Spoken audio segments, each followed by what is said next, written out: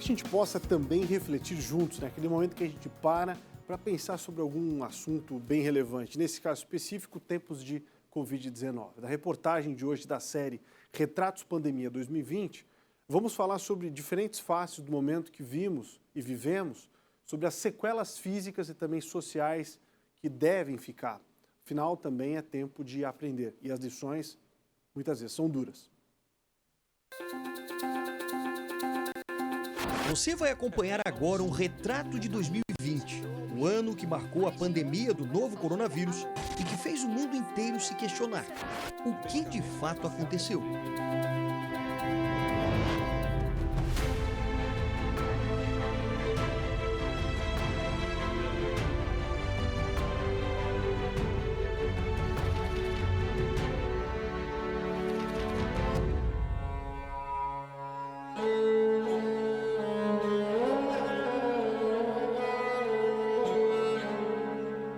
A pandemia do novo coronavírus fez Santa Catarina se unir.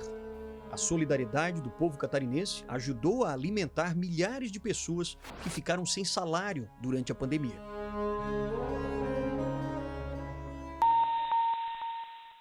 Bom, na verdade, tem dois lados, né?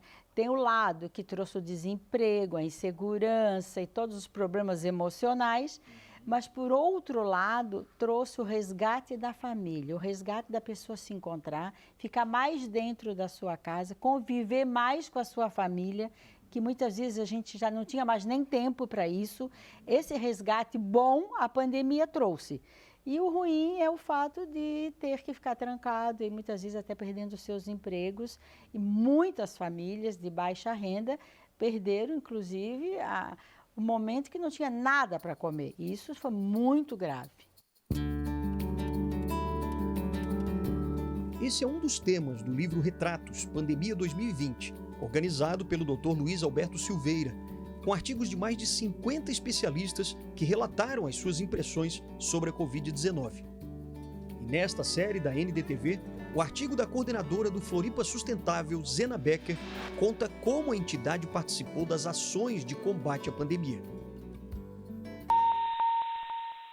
Floripa Sustentável entendeu que nós precisávamos testar para tirar as pessoas vulneráveis do meio do trabalho e, principalmente, dar condição para que as empresas continuassem trabalhando, desempregassem menos e criassem menos problema social. Como é que eu tinha que fazer isso? Tirar aquela pessoa que está assintomática e transmitindo e tratar precocemente. Foi a primeira ação que a gente fez. Ou seja, acudir à saúde das empresas, acudir à saúde das pessoas com a testagem e acudir também à área social, que é a alimentação, que é o básico. Nós entramos nessas três áreas com grandes campanhas de conscientização, aí mostrou que a sociedade civil, junto com os empresários, deram as mãos, fizeram um trabalho extraordinário.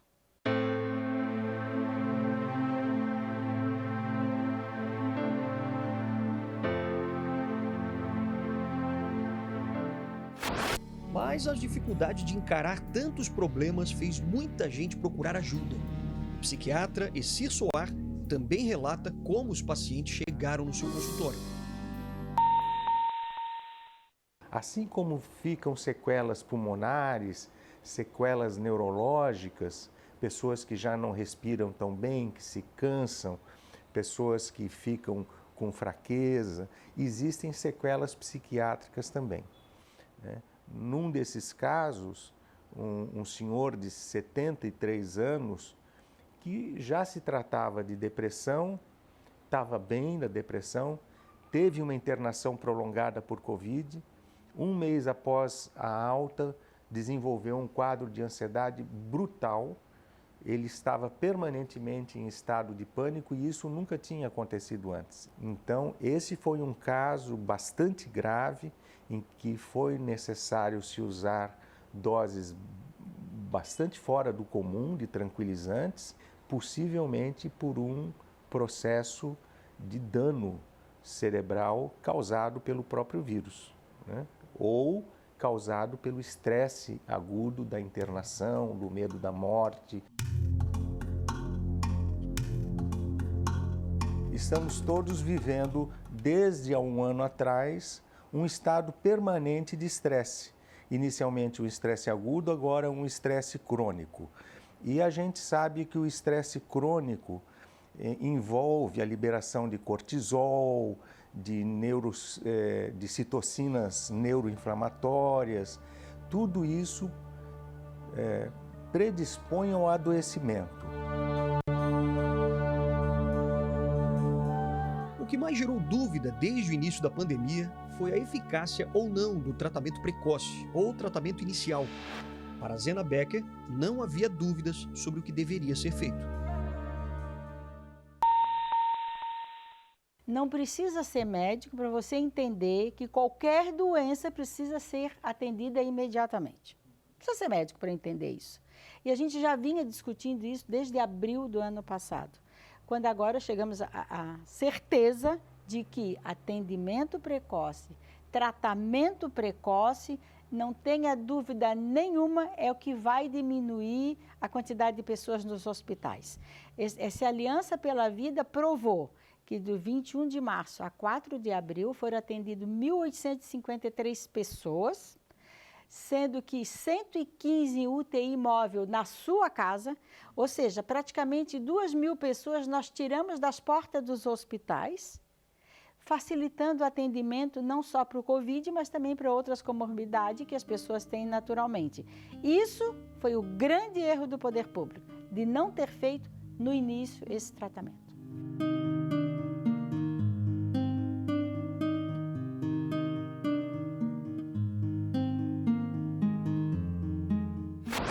Ninguém sabe ainda quais serão as sequelas dessa pandemia na saúde mental de boa parte da população.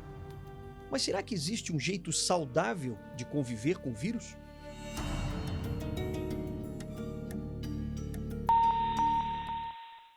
As pessoas ficam com medo de pegar até no ar, em qualquer ambiente que tenham passado, na sola do sapato, enfim, coisas que nós sabemos que hoje não são tão perigosas, o pacote do supermercado. É claro que se toma cuidados com tudo isso, mas a gente sabe que o risco maior está no contato interpessoal, na proximidade com alguém que está contaminado. Essa pandemia, eu quero acreditar que vai trazer coisas boas também, né?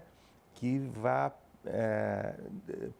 permitir que as pessoas redescubram uma solidão produtiva, a capacidade de estarem mais consigo próprias, de não precisarem estar o tempo inteiro na convivência, quer virtual, quer pessoal, com as pessoas. É bom conviver, mas é bom também ser capaz de estar bem consigo próprio.